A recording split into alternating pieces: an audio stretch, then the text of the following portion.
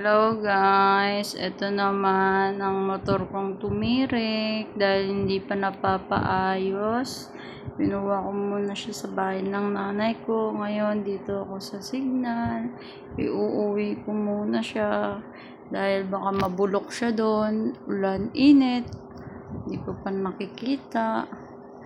Ngayon, tinulak ko na lang siya kahit wala pang paayos.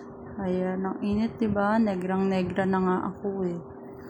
Ayan, pagdating sa sarap, marami kang kakilala, marami kang kaibigan, masaya, marami kang friends.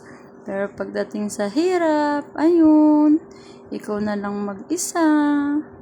Kayanin mo, ayan. Ditulak ang person ngayon sa motor ko. O kaya magandang gawin, ibenta ko na lang kaya yan. Ayan, dyan ako sa veterans. Grabe ang init dyan. Wala man lang tumulong. Ay, yung isang security guard pala nagtulak. Dyan ako tinulungan ng security guard kaya nakauwi na ako kaagad. Yan lamang, goodbye.